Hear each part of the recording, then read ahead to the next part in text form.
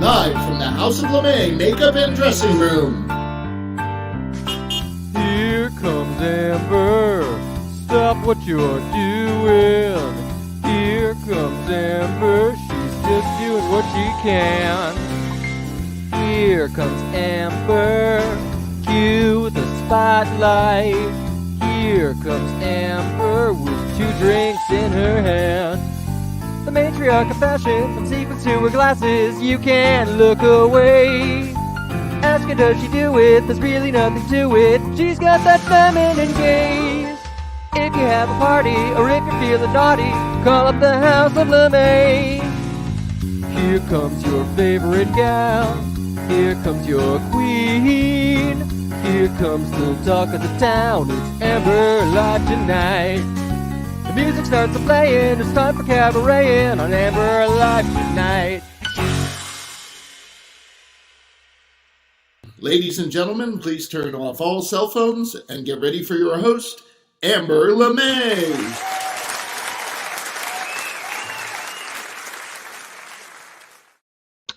Hello there. Happy Sunday for our 31st episode of Amber Live.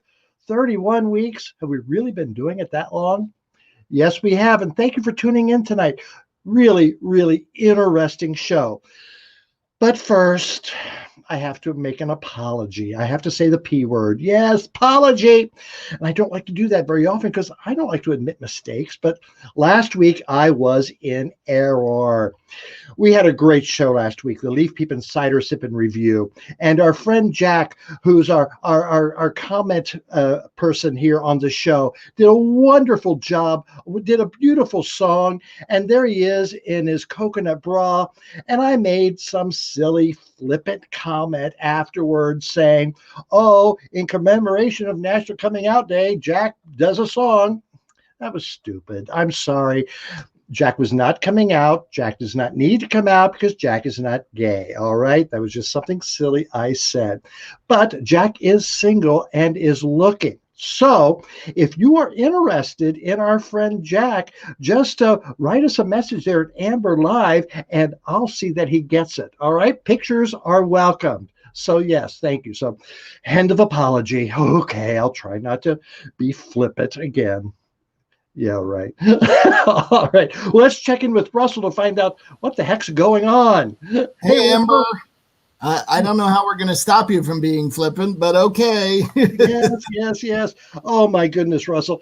I tell you, last week's show was just so special because I know the people of Beaver Pond look forward to the Leaf Peepin' Cider Sippin' Review every year to us do it live. And last year we had to juggle it and do it virtual. And thanks to you for all the work you did on that. Oh, thank you. It was a lot of fun and a great show. And if anybody hasn't seen it, go to our YouTube channel and you can check it out. It is still there. You can even check out some clips of it. And Amber even sang a very wonderful song. Yes. So while you're there, like, share, subscribe, do all that stuff too. Yes. Please. We need your help getting the word out. And the more you like and subscribe to our pages, the better. Our numbers are slowly going up on YouTube. And so we like that. I know a lot of people still watch on Facebook, but YouTube is in full HD, Amber in all her glory. Yes. And, several people are watching on YouTube, but they're commenting on Facebook, with their phones and other devices, that we're multi-instrumental or something. Yeah, a lot of people are putting the YouTube up on their TV and then using their phone to comment. It's very technologically oriented, much more so than you're able to, Amber. But I know that. Oh, we had such a good show last week, and we got a lot of stuff coming up next week, but we'll talk about that later in the show. So stick around for that. There's lots to talk about. Yes. So, anything new in our bustier? There's always new in the bustier club. We have a new bustier, Jason Lamott. Yes. This week. We love our supporters. Thank you so much, Jason, and everybody else who's on the list. You are what keeps this show both going and growing, and we really appreciate it. And if you would like to help out the bustiers and help out Amber Live, you can send money through Venmo at RJD Pro. And if you send $25 or more, you get one of these incredible Amber Live stickers. Don't forget that. And then, of course, we can't forget our super bustier, Riel Masson, who has really helped us out. So we do want to appreciate everyone who has helped with the Bustier Club. You're all really what keeps this going. So thank you so much. And to everybody who wants to give more, please help us out and keep the show going. And there's the Venmo again at the bottom. Yeah, you know, Jason, who was our newest bustier, he was the one who sent the picture in a couple of weeks ago about he was hiking and saw the sign to Beaver Pond. And so thank you very much, Jason, for your support and watching. And talking about the bustier and the monies, some people might notice I've got new glasses this week. Yes, thank you. You know, when we're doing live buying vodka and bought glasses. when we do live shows, I don't have to read that much, so I can wear plain sunglasses. But doing this, I've got to read things and pay attention, and so I had to wear readers. I couldn't find any really nice glasses that fit my style, but I did. And thank you to the bustiers for helping make that happen. I appreciate that. And now it's time for a thing we all love, the caption of the week. We have a great audience that loves to participate with this. Yes, and anytime you have an idea of how to caption the photo we're about to show you, please send it in, label it as a caption for the photo. We love to hear it, and at the end of the show, Jack will talk about and bring up the best caption. So here's this week's photo to caption this. So have a lot of fun with it. The funniest ones will make it through to Jack. There it goes. My button was slipping there. I noticed that. Yes, Isn't that an incredible button? Yes, we got this from the League of Women Voters in Vermont. They sent me this, and because of the support I've been giving to people to get out there and vote. Yes, and we want everyone to vote this year. So, Russell, who do we have on tonight's show? Well, we've got three amazing guests tonight. First of all, we have Jessica Benham from Pennsylvania, and she's running for state rep. So you'll get to chat with her about that.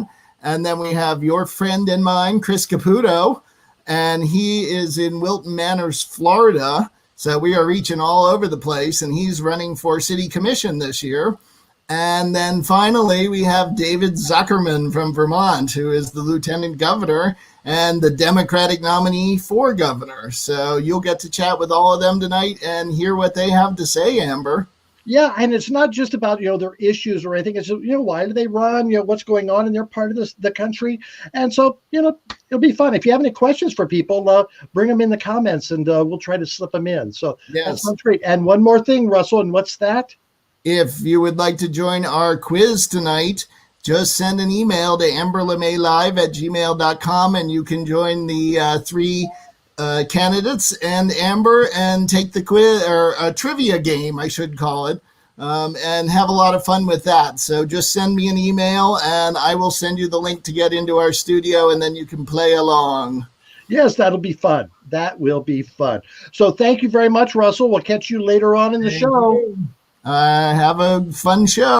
Oh, I'm going to try not to offend many people. So it's been a busy week, and so you know what that means? It's time for Amber's headlines.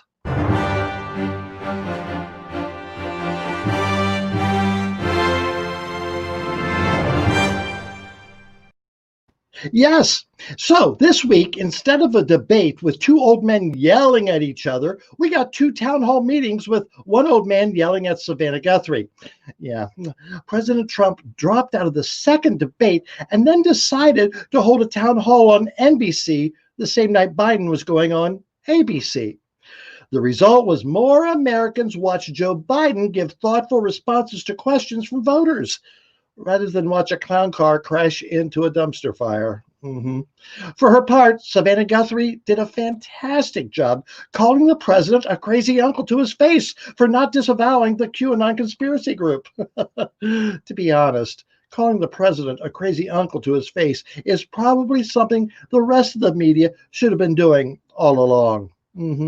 We all have those crazy uncles, don't we? Next story. Former New Jersey Governor Chris Christie has seen the light and now believes you should wear a mask. You should. The famously overweight presidential lapdog was in the hospital for 7 days after contracting the coronavirus at the Rose Garden ceremony for Supreme Court Justice nominee Barrett. Christie was quoted as saying, "I believed when I entered the White House grounds, I was entering a safe zone." Safe zone? What? The only person safe in Trump's White House is Stephen Miller. And that's because he only comes out at night and spends his day hanging upside down in Trump's cavernous rectum. I had to go there. Yeah, just as a lead into the next story. So, because speaking of rectums, we have some breaking butt news here on Amber Live, which reminds me of Leopold Butters Stotch from South Park and his What in the Butt song. You're welcome. According to the New York Post, yeah, I know, airport security in India discovered a man smuggling gold nuggets up his rectum in what must be the world's worst attempt to avoid paying taxes. You're supposed to use gold to pay someone to put something up there, not the gold itself. I've never seen gold depreciate in value so fast. In secondary butt news, yes, but there's more. A Brazilian senator was caught in a police raid hiding money between his butt cheeks. You know, unless you're a stripper, keeping your money between your butt cheeks is very suspicious. Did he think maybe the police wouldn't touch the money if they knew that's where it's been? Now, according to CBS Los Angeles, rapper Nuke Bizzle, I wonder if that's his birth name. Anyway, he was arrested for allegedly stealing millions of dollars in fraudulent unemployment claims. The authorities were tipped off because the musical genius, but otherwise very stupid person named Nuke Bizzle, bragged about it in a music video. Imagine being so dumb you decide to commit a federal crime and then decide to write a song about it, and then make a musical video of the song that's about you committing a crime and then showing it to the world. Look, I love getting likes as much as the next social media whore, but I keep my criminal confessions on a private channel like a professional. What do you think the Q in QAnon stands for? And finally, Sharon Stone says she's had it with dating. In a recent appearance on the Drew Barrymore show, wait, Drew Barrymore has a show? Evidently, they'll give anyone a show. Okay, the 62-year-old actress says she's had it with dating. Well, I had it with dating once. Thank God I'm not allergic to penicillin. And that's Amber's Headlines.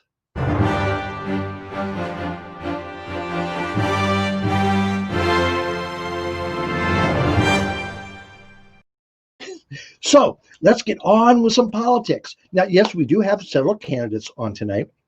But just to remind you, we've had other political candidates on before. We had Brian Chia, who's a state representative here in Vermont. And then a few weeks ago, we had 3 candidates running for state house in Vermont. And so we're keeping it going, you know? All right. So I'd like to welcome Jessica Benham from Pennsylvania. Jessica, hello there. Hi. Thank you so much for having me. Well, thank you so much. So Jessica, tell us, what are you running? Where do you live? What's going on? So I live in Pittsburgh, Pennsylvania, and I am running for state representative in Pennsylvania's 36th House District. Okay. So is this your first time running for an office? It is, yes. Wow. So what prompted you? For me, what prompted my run for office was hearing folks in my community say that they wanted more progressive Democratic representation. So who was the previous? Are you running against an incumbent? So when I first started running, I was running against an incumbent, or conservative or moderate Democrat who had held the seat since 1994. And, this was a person who, did not believe in many of the things that those of us who are Democrats hold as true, right? A person's bodily autonomy with regard to reproductive justice, or the fact that we need to keep our kids safe from gun violence. This was someone who was not fighting on these issues, and I was hearing from people in the district that they wanted to see that. So you challenged an incumbent in the primary. So it didn't get to that point because after about 4 months of me being in the race, he announced that he was going to retire and spend more time with his grandchildren. How convenient. Let's bring on the grandchildren. I'm not going to say that I scared him into retirement, but I've been accused of doing that. Well, but your seat has been held in Democratic hands for a long time, I believe. Yes, yeah, it is considered a safe Democratic seat, though I do have a Republican challenger this fall, and so I'm definitely taking that seriously. I take all challenges seriously. I figure if I run like I'm 10 points down, then we can, beef up the margin for our presidential nominee on the Democratic ticket here in Allegheny County. Good thoughts. Good thoughts. So you told us about some of the reasons why you were running. Now, I believe the House there, the state House in Pennsylvania, is Republican run, correct? Yes. So our state legislature is held by Republicans, both chambers, both our state Senate and our state House. And so that means, we haven't been able to pass legislation protecting healthcare or protecting our environment or protecting workers' rights because it has been held by Republicans and under Republican control for so long. So is there a chance it can be flipped? I think so. Yeah, I think things are looking good this year. I have a lot of good friends who are running in seats that are red to blue flips. And, I think we're feeling good. There's a lot of work to be done, but I'm hopeful this year. Well, go ahead. I'm sorry. Oh, I just said there's a lot of work to be done, but I'm hopeful. Yeah. So I was looking on your website and I was looking at the people who endorsed you. And there was one name that stuck out in my eyes and mind, and that was Brian Sims. Oh my goodness. I wish he would stand behind me. Brian Sims has been incredible, and State Representative Malcolm Kenyatta has also been very supportive of me. I'll be the first out LGBTQ woman elected to Pennsylvania's state house, and I think I owe a lot to those two for paving the way for me. So you said you're the first out LGBTQ woman. Which of those letters are you under? So I'm bi, and I'm a bi woman married to a man. So, I've joked about that in the past. But certainly, as a bi woman who's married to a man, there's the possibility for me to be invisible or, on the other hand, stay silent. And I refuse to do those things. I think it is so important for somebody like me to run out and proud, because I think back to that little girl that I was once, where I didn't really see, a ton of people like me holding positions of elected leadership. And so I want to be out for all of those, little girls and little boys and, little non-binary kiddos, so they can see, out folks. Well, thank you so much, Jessica. It's very exciting. Congratulations on running, and it looks like you're going to be the first woman LGBTQ person in the Pennsylvania State House. So, congratulations. We're going to knock on some wood here. All right, we'll bring you back for the quiz later on, but thank you so much. Thank you. How inspiring. She went up against an incumbent and he says, oh, on second thought, I'm going to spend some time with my grandkids. That says so much about people just saying, yes, it's my turn. I want to do something. And someone else who wants to do something is Chris Caputo from Wilson Manors in Florida. Hey there, Chris.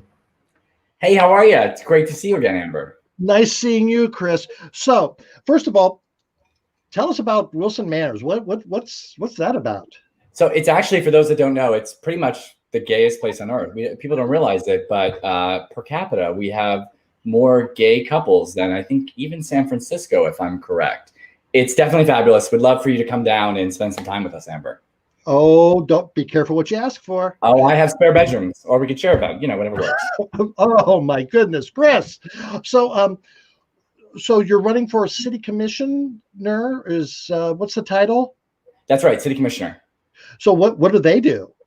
So, as city commissioner, much like the mayor, we have an equal vote in sort of setting the direction and the vision for the city, and that's something that Wilton Manors really needs right now, is a little bit of direction coming out of COVID and in the last decade of stagnation. So are you running for an open seat, or are you competing with someone? So I think there's 6 of us in the race. There's 2 open seats. Of the 2 that were holding the seat, one is retiring, one's running for mayor. I'm happy to have her support in that process, but I'm hoping to win one of the 2 open seats. And I'm sorry, how many are running for those 2 open seats? There's 6 of us that are running for the 2 open seats. Wow. So how competitive is it? You know, what's really great about this town, we're a small town of 12,000, is it's a very friendly race. You know, we all are passionate people. We all are doing it because we care. So it's an honor to run amongst people that are doing it for the right reasons. So though it's competitive, it's very friendly. So what prompted you to run for this office? So as I've said many times before, when I've told my story, you know, I tested positive for HIV about a decade ago at the Pride Center here. And at that time, you know, I thought I was broken down. I thought I wasn't good enough. I thought I'd never be enough and never be anything again. And the folks at the Pride Center, they took me in and they said, stick around, things get better, good things will come for you, right? And they didn't know me, and that's what they do for everybody, you know. And so I stuck around and things got better, and I launched my business from there, and I developed many friendships from there. I serve today as the board chair of that organization. But it taught me how important a good community is. And so I've been blessed with things that I'm forever grateful for. And so this is sort of my way of paying it back to the community that did so much for me when I couldn't do it for myself. So what business do you have? So I do internet marketing and online streaming and events and that sort of thing. Oh, hello there. Hi there. Well, very good. Yes, because that's how we first met, was through our good friend Miss Richfield's Monday night bingo games. That's right. And little did I know that we had so many friends in common. I mean, I knew you got around and I got around, but I didn't know that either one of us had so many friends in common. Yeah, well, there's Chris and Miss Richfield. Yes, that's what he looks like on a Monday night playing bingo. He's the host of with the most. It was really strange. I'm a justice of the peace, and I married this couple from Florida several years ago, and I noticed that they had commented on your Facebook page, and oh my gosh, they know Chris and I know Chris, and then there was someone else you said that knows us, And Deidre's one of my favorite people, and she just loves you, and I just love her. So if I didn't already love you enough, Amber, that sealed the deal. Well, thank you. You come up to Vermont if you want to get married, because you are partnered, correct? I am. I'm very, very fortunate to have a very supportive partner who I couldn't do this without. So I'm so grateful for him. Well, if you decide you want to get married and do it a destiny wedding, come up to Vermont. I'd be happy to do that. Well, you know, that may happen because I want a wedding for 300 and he wants a wedding for 20. And so going away to Vermont may be the way to meet in the middle on that one. That could be. That's my mother wearing the chandelier on her head. I'm just going to acknowledge that now. If you do it, I'll just acknowledge that and put that out there. I've been to parties like that. Yes, yeah. That's great. That's great. So what do you hope to do with your position there as commissioner? So there's 2 things. One, I'm very involved in the business community. I sit on the board of the Chamber of Commerce here, and our city is desperately in need of economic development, especially coming out of COVID. And so I'm hoping to attract a variety of new businesses and help the small businesses that are here, because small businesses, frankly, really need help. I don't need to tell that to anybody that's here. So that's one part. The other thing that I care, frankly, a lot about is the trans community. And I think when we look at what's happening to the trans community, especially the Black trans community, it's really nothing short of heartbreaking. And the way I view it, if we in Wilton Manors, which is certainly a relatively gay city, all things considered, if we can't support the LGBT, the trans community, I don't think any city can. So I hope to sort of create a model for inclusiveness by amplifying the voices of our trans community and really making them finally feel a part of what I have felt a part of for a long time. Well, how exciting. How exciting. So what do you think your chances are? Are there polls being taken, or?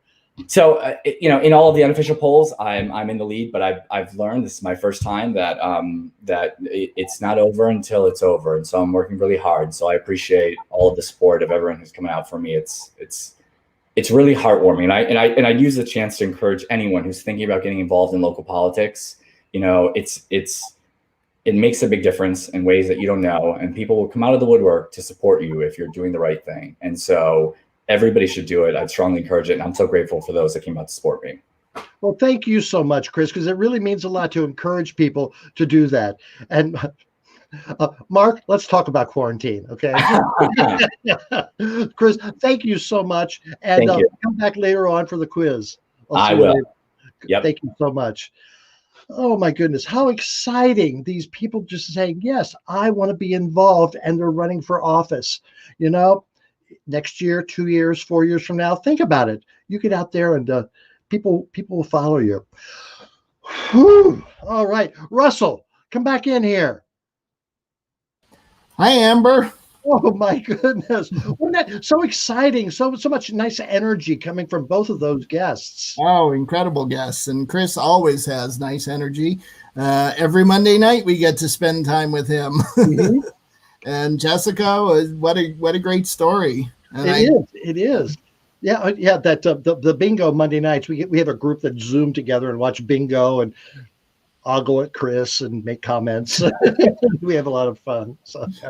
So Russell, let's see. You got something else to show us, don't you? Yes, I do. Here we go. Hi, it's Amber LeMay. Do you want to have coffee with me? Maybe snuggle on a cold fall day with me, or hang out casually with me. Well, now you can. Introducing the Amber Live Store. Get a coffee mug with my mug. Get a sweatshirt with my face. Get a t-shirt with my face. Get a beach towel and you can sit on. Well, you get the idea. You'll always have me around. Order your merchandise now at amberlive.tv. And you can get great merchandise like this Amber Live mug at the Amber Live store, which is amberlive.tv. We have 3 different designs. There's Surviving 2020 with 2 drinks in her hand. And although there's just weeks left, we may need more than 2 drinks. There's the Amber Live logo. And then, of course, the ever important League of Drag Queen Voters Don't Blow It Vote design. And those come on mugs. They come on hoodies, sweatshirts, t-shirts. We've got tote bags and even beach towels. You can get it all at amberlive.tv, and it helps keep the show running along smoothly. So thank you very much. And as always, we have our friend Jack, who when we left him, he was out in his Amber Live t-shirt just hanging around. And I guess he should have used a little more caution. But he did okay, and he got up and posed for this nice, sexy picture of Jack in his t-shirt in fall style. And then we have a couple of friends that we want to show you pictures of who sent in their pictures with their Amber Live merchandise. Our good friend John, who's been on the show with Miss Richfield, actually, I believe, in a Minnesota episode. And there he is with his Amber Live mug. And then we have our friend Mark, who was in P-Town standing in front of the house where Amber stays every summer. And there he is in his Amber Live shirt. Thank you, Mark. Now, I do want to comment. Someone would wonder, why does Mark hiding his face? Well, I believe the reason is he went to the House of LeMay P-Town branch down there, hoping that we would be there, and we weren't, so he was crying. And he was hiding. He didn't want us to see his tears. But Mark, we feel your tears, okay? We understand you wanted to see us there, and we weren't. So, but thank you for wearing the shirt. And they do come in larger sizes too. Very nice. Let's remind people who Jack, the skeleton, is, where he's from. Jack is from Canada, and Jack, our friend Jack, lives in Red Deer, which is in Alberta, Canada, and he sends us pictures every week of his adventures. Amber does get around. She does. She's in many countries now. Okay, so Russell, we had this is episode 31 tonight. We had a great show last week with the Leaf Peep and Cider Sip and Review. This coming week, we've got 2 shows. That's right. We have 2 shows, and we are going to go crazy because one of them is huge. Let's talk first about the one on Saturday night. Saturday night is our Don't Blow It Vote episode, which is a night of music, comedy, and democracy that is being co-sponsored or co-run by Higher Ground, the music venue, and we have about 15 or 16, I haven't even counted that high, I lost count, different performers. We have actors like Mike Houston, who was on Orange is the New Black. We have musicians like Cat Wright and Dwight Nicole, and Billy Bratchard, Troy Millette. We have the Church Mother from TikTok, who has I think it's 600,000 fans now on TikTok. Rocco Zamboni will be there, Josh Panda, you name it, they are going to be there. And then we've even got comedians coming on. So it is going to be a lot of fun. Amber is hosting it all. We're going to wear her out. It's 8:00 this Saturday. And I've been decorating already for it. I'm just planning ahead with my buttons and my bunting. And it's just so exciting. A special on Saturday night. You can see it on our Facebook or YouTube or through Higher Ground also. They'll be showing it, and tell all your friends, bring as many people as you can, because we want everyone to get out and vote. And we're going to remind you of that. And even if you've already voted or made plans to vote, watch the show anyway. It's a Saturday night. It's great variety of music that's here in this part of Vermont. And I think you're going to enjoy it. You can wear your Don't Blow It Vote t-shirts if you get one from the Amber Live store and watch the show. Yes. And then the following night, a week from tonight, is our Halloween special. And we have quite a lineup for that. We have Thea Lewis from Burlington, who is our incredible ghost tour guide of Burlington. She knows all the scary stories, and I think she's going to come on and tell a few. We have Hildy Silverman, who is a horror author, and she has also spent a night with paranormal investigators at the Stanley Hotel, which is where The Shining was filmed. So, that giant hotel, I think it's in Colorado. And she's been there and looked for ghosts. We have Colin Brower, who has a show called The Paranormal Files on YouTube, and I think he's got 500,000 followers on that. And he's going to come on and talk about ghost hunting with us. And then we have, and I'm going to have to read this one to get it all right, Bora Brewington Snaggletooth the 13th, who is in the Salem Black Hat Society and is a witch who runs around Salem. She's a green witch, and we'll be on to talk to you, Amber. Oh, my goodness. I'm getting scared just thinking about it. It's going to be a fun night, and I'm sure you're going to have your scariest outfit on, aren't you? Well, just another Sunday night. Oh, I thought you had dressed already. Oh, all right. So let's see. So next Saturday night, we have the Don't Blow It Vote special. And then Sunday night, we have the Halloween show. Oh, my goodness. You're going to be busy, Russell. Thank you so much. Oh, you're welcome. And remember, anybody who would like to help support all these shows, you can do it using the Venmo at RJD Pro. It's a big help, and it keeps us going. And if you send $25 or more, you get a sticker. Yes. And let's throw up that caption one more time. Yes. Don't forget the caption this. Send in your funniest captions for this. This Cheeto, not giving anything away there. This Cheeto has a few pins in it, and they're not vote pins like Amber has. No.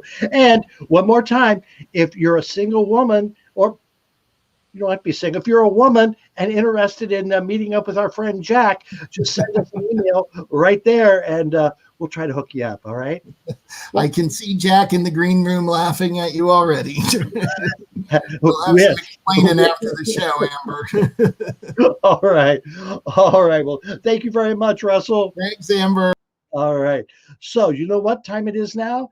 It's time for Amber's Top 5. We didn't do it last week, so now I'm going to do it. And this is a very special Top 5 because it's things to do while you're standing in line to vote. Because I heard like 27 million people have already voted in this country already, and we're 2 weeks away from Election Day. Oh my goodness. And you see these long lines, and that shows voter enthusiasm, but I'm sorry, I think it also shows voter suppression. Why aren't there enough places for people to vote without standing in line more than 10, 15, 20 minutes? Why? And where are those places? All right. So these are the 5 top things you can do while standing in line to vote. Number 5, wear a mask. That's why you don't infect poll workers and fellow voters. Yes, wear a mask. And by the way, while you're there, vote for Joe Biden to defeat Donald Trump, please. The number 4 thing to do while standing in line to vote is review your voting pamphlet so you know what you're voting for. It's not just about president. There's a lot of down item issues that you need to know about. And while you're at it, vote for Joe Biden to defeat Donald Trump, okay? All right, the number 3 thing to do while standing in line to vote is yoga. You're going to be standing around for a while, especially if you're in one of those Republican-run suppression districts. So do some yoga, stretch, and vote for Joe Biden to defeat Donald Trump.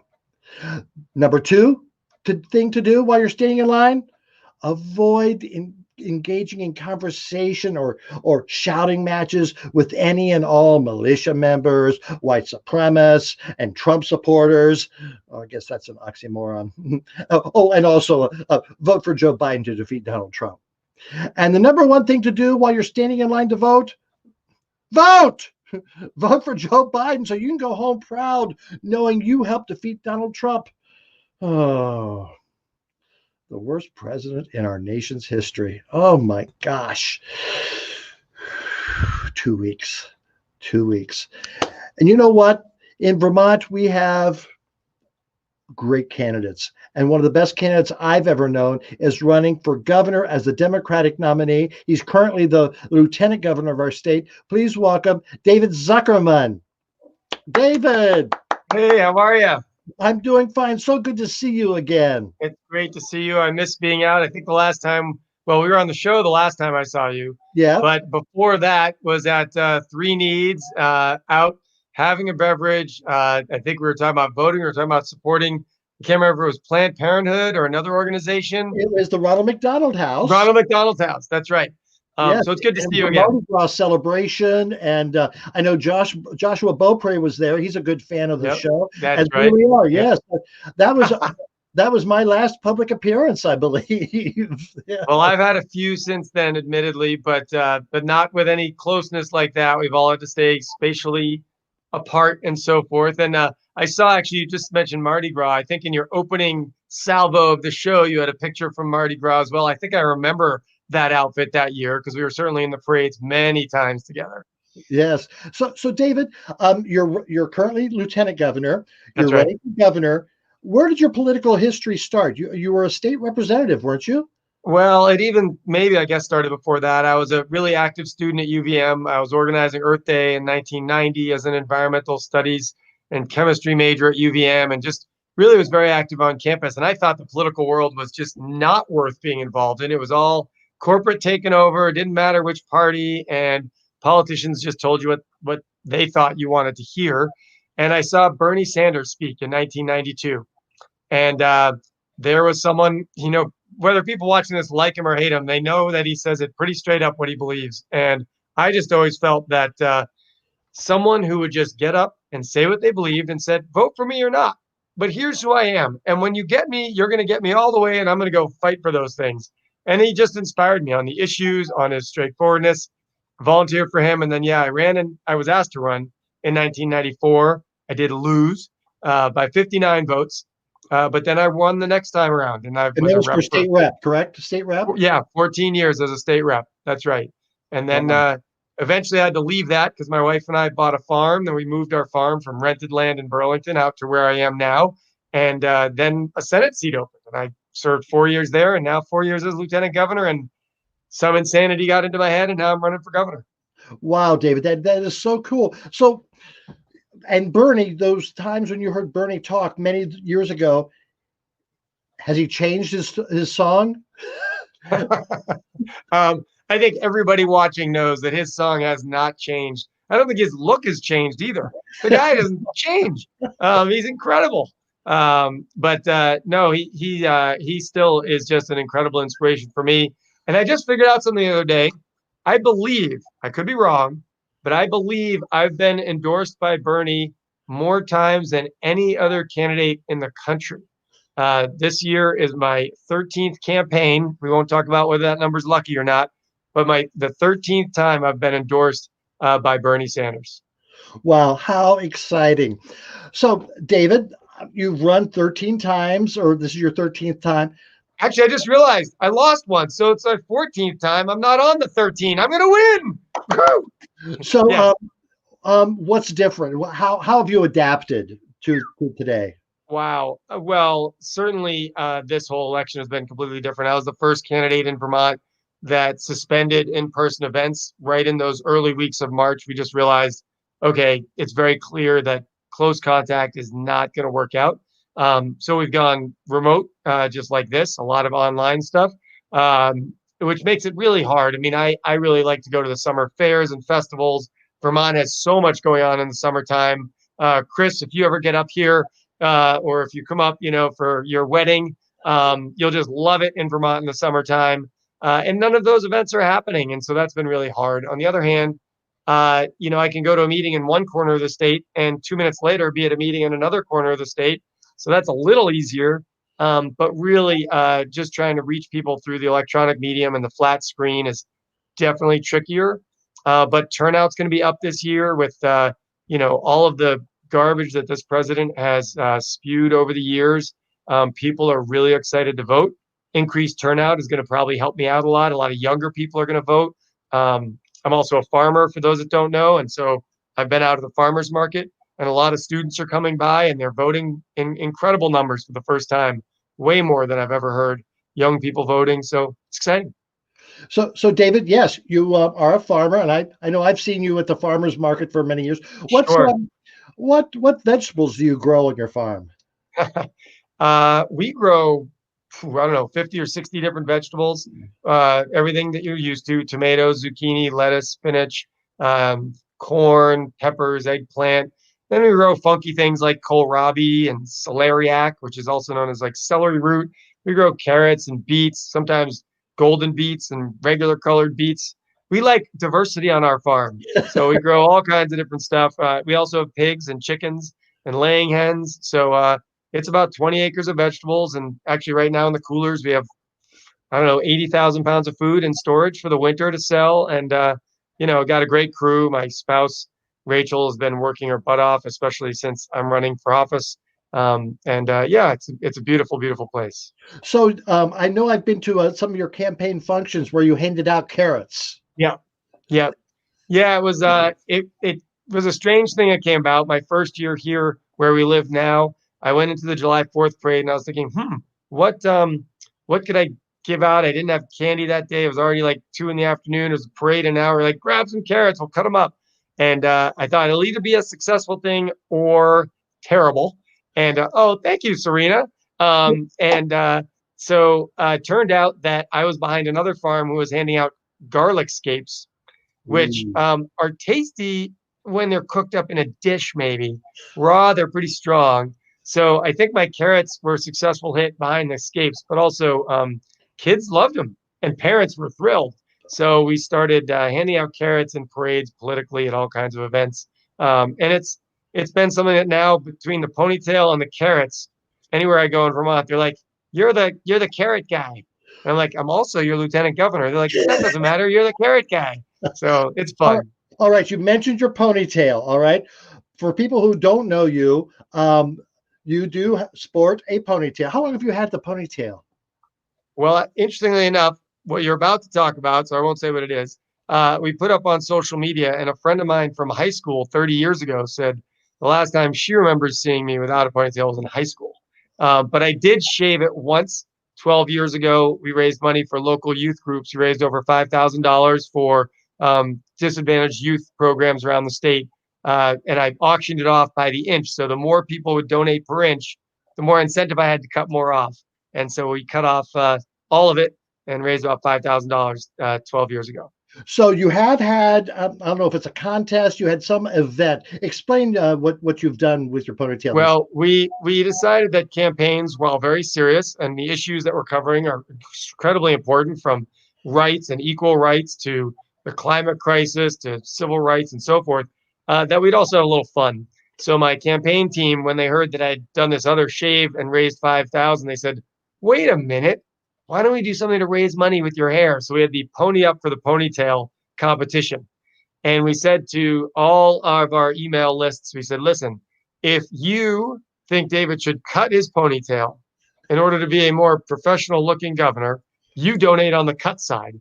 And if you think he should keep his ponytail because that's what you know him as and you like his ponytail, blah, blah, blah, give to the keep side.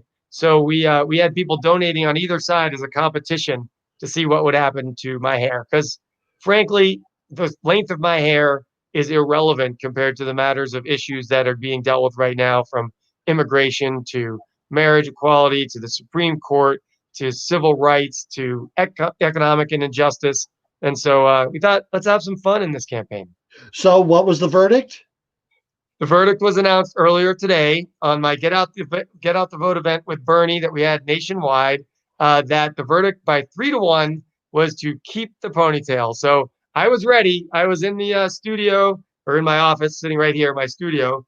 I said, is it going to go or is it going to stay? What's going to happen?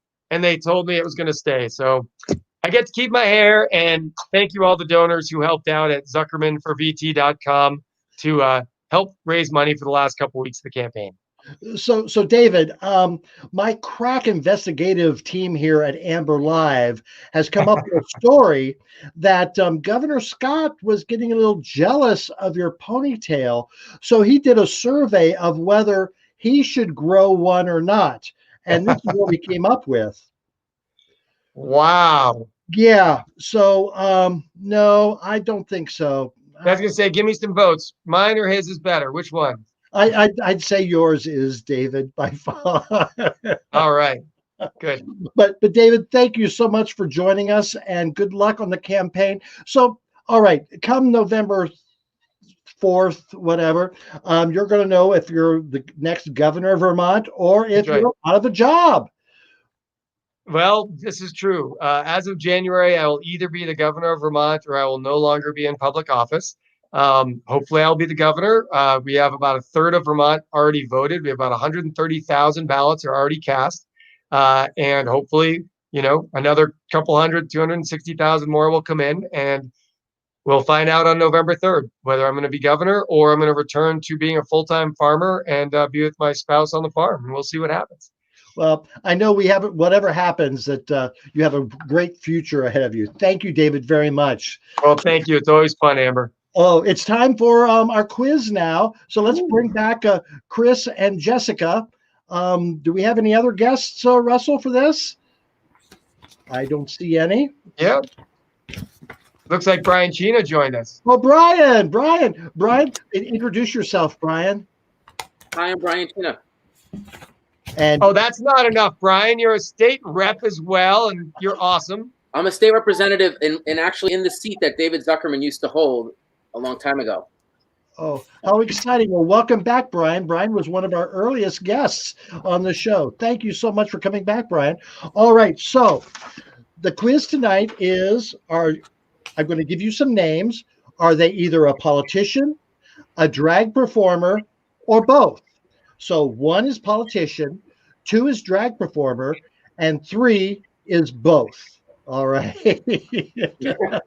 All right. The first name is Karen from Finance. Now, is she a politician, number 1, a drag performer, number 2, or both, number 3? Karen from Finance. We have a 2, we have a 3. What do you got there, Brian? You got a 2 from Jessica. We got a 2. Well, you know what? He's both. Hey! Wait.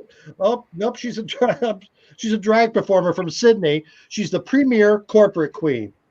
I've got to read my notes. These glasses. Oh, gosh. Question number 2. Anna Moana Rosaposi. Ooh, what a great name. Anna Moana Rosaposi. Is she or they a politician, a drag performer, or both? 1 politician, 2 drag performer, or 3 both? We have a 1. We have a 1. We have a 2. We have a 1. And she is a politician. Number 1. Yes. And she's an Italian porn star who ran for mayor of Rome in 1993 and co-founder of the Love Party. We need the Love Party here in Vermont, don't we? Question number 3. Monica Moorehead. Is she a politician, number 1, a drag performer, number 2, or both, number 3? Monica Moorehead.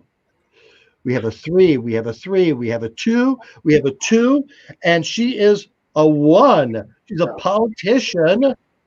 She was the presidential nominee of the Workers' Party, Workers' World Party in 1996, 2000, and 2016. The Workers' World Party. Number 4, the candidate's name is, or the person's name is Twinkle Cavanaugh. Twinkle Cavanaugh. Number 1, a politician. Number 2, performer. Number 3, both. We have a 2, we have a 2, we have a 2, we have a 2. She's a 1. No, Twinkle's just a politician. Alabama Public Service Commission president. You know, if I was a drag queen from Alabama, I think my name would be Twinkle Cavanaugh, though. I think so. Question number 5, Sister Boom Boom. All right. Politician, drag performer, or both. 1, 2, 3. Sister Boom Boom. We have 2s across the board. She's a 3. Divine Hellraiser, Sister Boom Boom ran for San Francisco Board of Supervisors in 1982 and is a member of the Sisters of Perpetual Indulgence. Sister Boom Boom. And our final question, Marti Gould Cummings. Is she a politician, a drag performer, or both? Marti Gould Cummings. We have a 3, we have a 1, we have a 3, we have a 1. She is both. Marti was a candidate for New York City Council this year. They currently sit on Community Board 9, serving the people of Upper Manhattan, and are an advisory on the New York City Nightlife Advisory Board.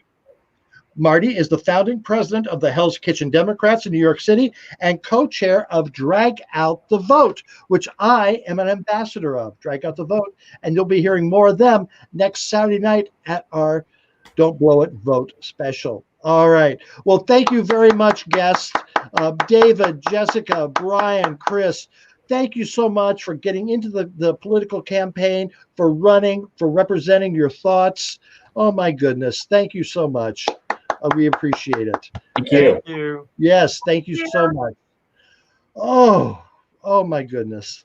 Bye-bye. Oh, that was fun. How exciting, though, for these people to stick their neck out there to run and say, hey, I want you to vote for me. And I hope if you're in their districts that you consider those people as your candidate. Woo! All right, what do we have now? I think it's time for a call from Long Island. Hey, Rocco! Rocco! Hey, Amber, how you doing? All right, Rocco, have you voted yet? Not yet, but I'm gonna. You better believe it. Oh, yeah? You know who you're voting for? Yes, I do. Well, good. I'm not gonna say, No. but I think we all know. So what's going on in your life, Rocco? Oh, lots of things. First of all, those guys are great. You know, if I was in Vermont, I'd vote for them. I don't know. I can't, though, because I'm not in Vermont. You know that, right? Yeah. So are felons allowed to vote in New York? No. What are you asking that for? I don't know. It just came into my head. I don't know. You Do I have to make another apology next week? Sometimes people do stuff. Sometimes people get convicted, but poorly or wrongly. You know, it's no big deal. Let's just say it's all water under the bridge. Oh, I understand. So give me some comments. Give me some awareness, Rocco. Awareness. Well, let me tell you something about politics. It's scary. It scares the shit out of me, all right? One way or another. So I'm thinking it's Halloween, right? So I'm going to think of something else that's scary because I'm done with politics for the day. You did enough. It was great. Now let's talk about Halloween costumes. Okay. Because, you know, Halloween's coming up. Some people got to prepare.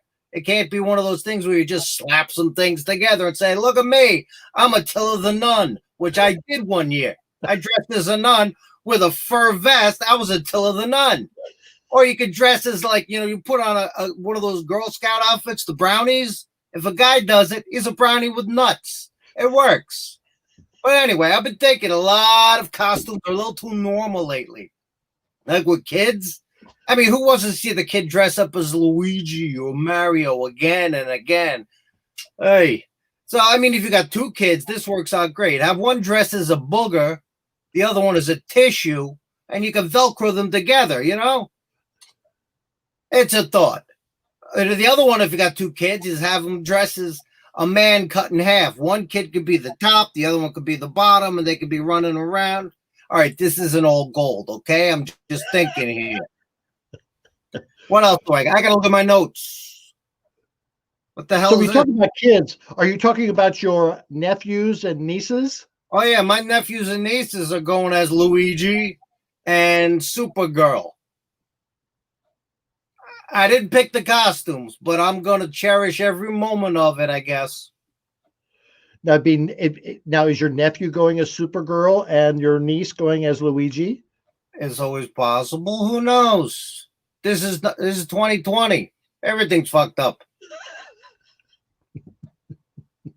Anyway, let's get back to these costumes because this is some gold here. And by the way, anything I say could be for a man or a woman. It doesn't matter. All right. What the hell am I talking about? Oh, yeah. Superheroes. Everyone loves a superhero on Halloween. But why do you want to be Supergirl, Superman, whatever? Who cares? I want to see some real everyday needed superheroes.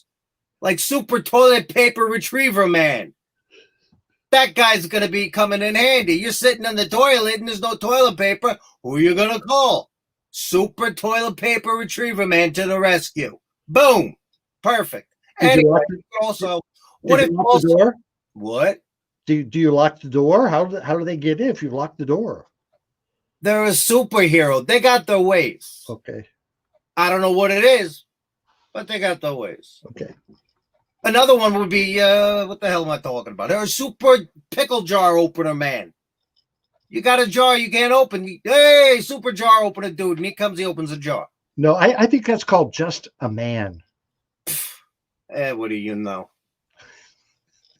Sometimes men have a hard time opening jars, too. You got to get that rubber thing on the top. Or what about super get me to work on time person? That would come in handy for me, let me tell you. I don't know how they do it, but whatever. All right, whatever. Oh, your kid could dress, if your kid's a little prick, you could just dress him as a cactus. Boom, it works. And if you're a sexy woman, you could dress, instead of dressing as a sexy nurse, a sexy housemaid, a sexy mechanic, whatever, just dress as a sexy nudist. Why leave the mystery there? Let's just all be happy. That would make me happy. But if women want to be a little more, appropriate, because let's face it, women, they don't want to be seen as sex objects all the time. So you could just dress up as Ruth Bader Ginsburg carrying the head of Mitch McConnell on a stick. Now that's sexy. So these are just some ideas I came up with. I mean, I'm trying to get, this whole Halloween mood because it's just fun. I love Halloween. I can't help it. Well, then you want to watch next Sunday night because our whole show is devoted to Halloween. Oh, that's fantastic. I can't wait. So, Rocco, one of our loyal fans and viewers and one of your loyal fans, Doug, says you should be doing poetry. Poetry, huh? Yeah. I thought about it, but, maybe I'm a poet and I just don't know it. That old classic. At least a limerick. Maybe you could come up with a limerick, every week. I can come up with something just for you, Doug. I know Doug would appreciate it. All right. Hey, I consider it done. I don't know what the hell I'm going to talk about, but, it will be fun.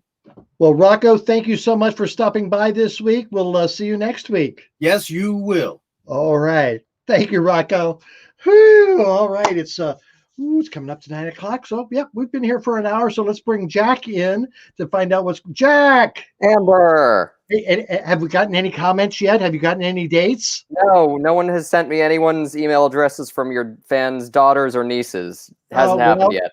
Well, hey, look at Jack. Come on. Wouldn't you want your niece, your daughter, your mom to date Jack? You know, put it in there. Send us some information. It would be good. I mean, I knew that you were being flippant and joking last week, but it's those theater girls from the Beaver Pond Players who've always kind of looked at me sideways, and then they heard that comment and they're like, "Well, that pretty much seals it."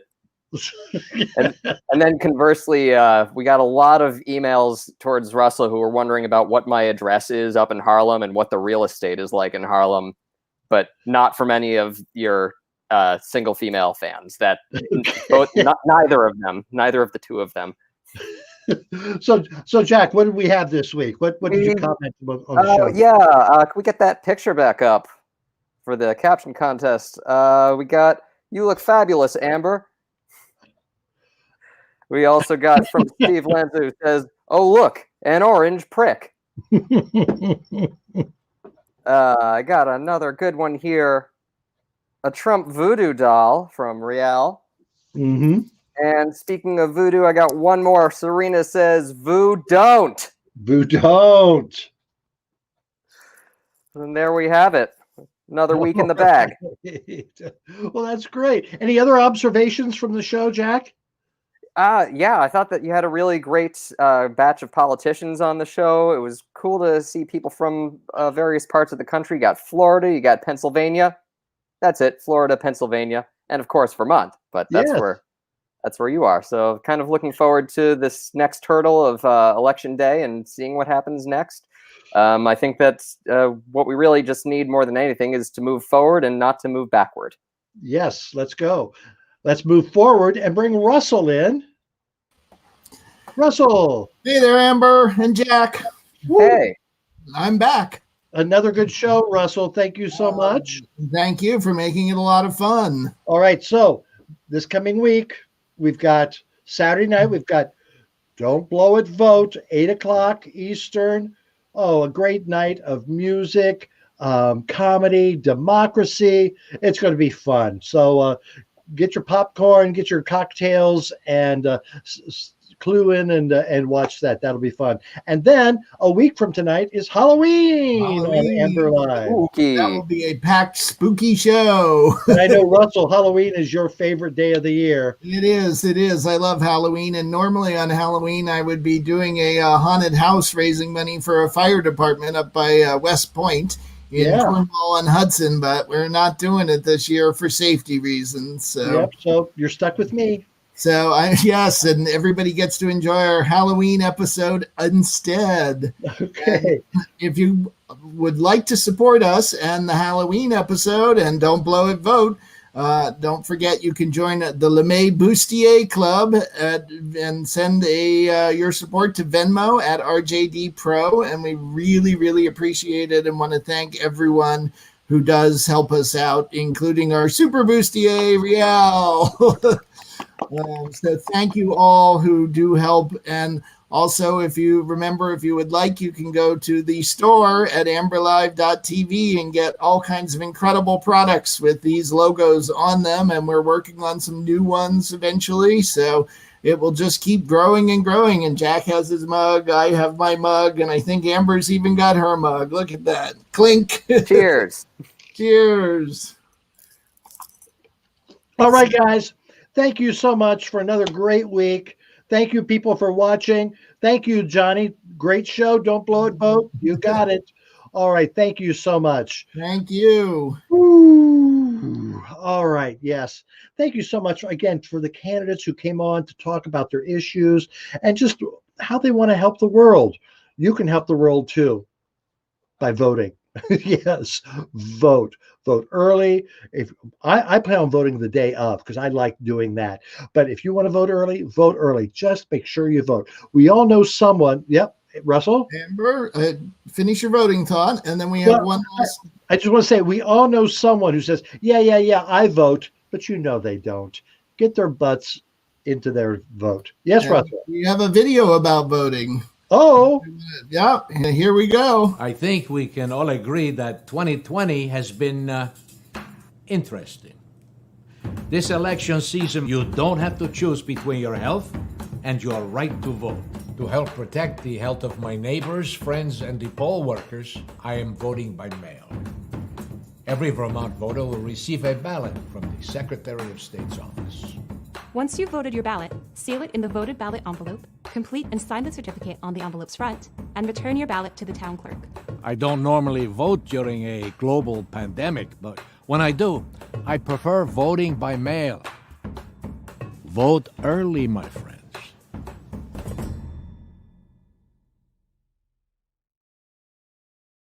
and now I want to drink a beer. Go figure. So vote early, vote. Thank you so much, Russell, Jack, my guest. Thank you for watching. Come back on Saturday night. I'm going to be here, and I hope you will be too. Bye-bye. Have a great week. That's one for the books. Yeah, well, that's one book that needs to be burned.